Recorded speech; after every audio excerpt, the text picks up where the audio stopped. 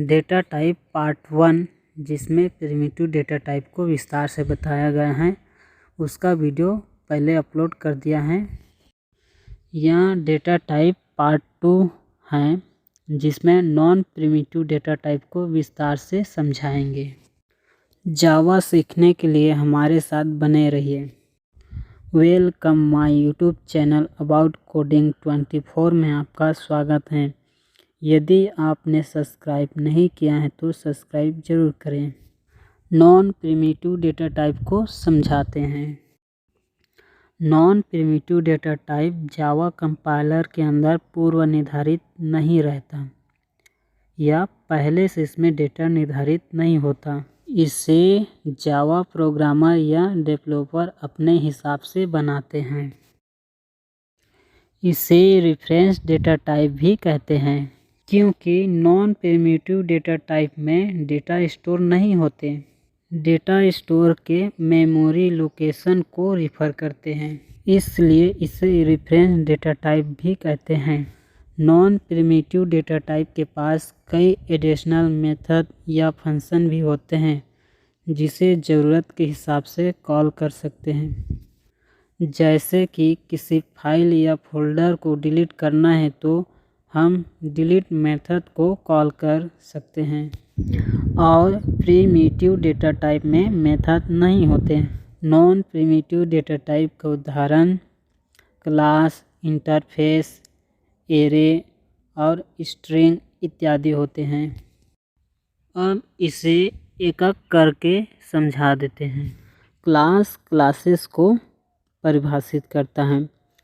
इसे यूजर द्वारा class keyword से डिफाइन किया जाता है। इसमें मेथड्स या फंक्शन और वेरिएबल होते हैं। हम इसे एक तरह से ब्लूप्रिंट समझ लेते हैं। यदि हमें क्लास की जब भी ज़रूरत होगा तब हम क्लास के ऑब्जेक्ट बनाकर इसका यूज कर सकते हैं। इसे हम और आसान भाषा से समझाते हैं। मेरे पास जावा फंडामेंटल का बुक है, जिसमें कई सारे पेजेस हैं और कई सारे पेजेस से मिलकर मेरा जावा फंडामेंटल का बुक बना है। हम इसी तरह जावा फंडामेंटल के पेजेस को क्लास मान लेते हैं और पूरे जावा फंडामेंटल के बुक को जावा प्रोग्राम के प्रोजेक्ट समझ लेते हैं। अब हम इंटरफेस को समझाते हैं। इंटरफेस क्लास की तरह ही होते हैं। इसमें भी मेथड्स, फंक्शन और वेरिएबल होते हैं। इंटरफेस में मेथड एब्स्ट्रैक्ट मेथड होते हैं। एब्स्ट्रैक्ट मेथड की बॉडी नहीं होता। इंटरफेस को इनहेरिटेंस करने के लिए इम्प्लीमेंट किया जाता है। अब एरे को समझा देते हैं। एरे एक ही तरह के डेटा टाइप के वेरिएबल के समूह होते हैं।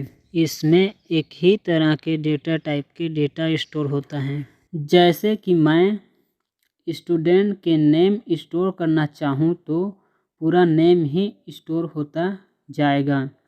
इसमें रोल नंबर स्टोर नहीं होगा। इसके लिए अलग से एरे बनाना पड़ेगा, जिसमें रोल नंबर नामक वेरिएबल में एक एक करके रोल नंबर स्टोर होता जाएगा। क्योंकि एरे एक ही तरह के डेटा टाइप के कलेक्शन होता है। एरे बनाते समय उसका साइज फिक्स करना होता है। अब हम स्ट्रिंग को बताते हैं। स्ट्रिंग प्री डिफाइंड क्लास होते हैं। स्ट्रिंग का उपयोग खासकर टेक्स्ट को स्टोर करने के लिए किया जाता है। स्ट्रिंग जावा प्रोग्राम में बहुत काम आता है। इसमें टेक्स्ट, नंबर, सिंबल जो चाहे स्टोर कर सकते हैं। स्ट्रिंग को हमेशा डबल इन्वर्टेड कोमा के अंदर लिखा जाता है। जब हम स्ट्रिंग, एरे, इंटरफेस और क्लास का चैप्टर पढ़ाएंगे तब डिटेल से इसके बारे में समझाएंगे।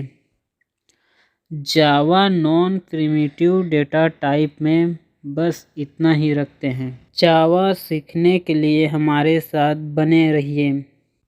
यदि हमारे YouTube चैनल अबाउट कोडिंग 24 को सब्सक्राइब नहीं किया है तो सब्सक्राइब ज़रूर करें।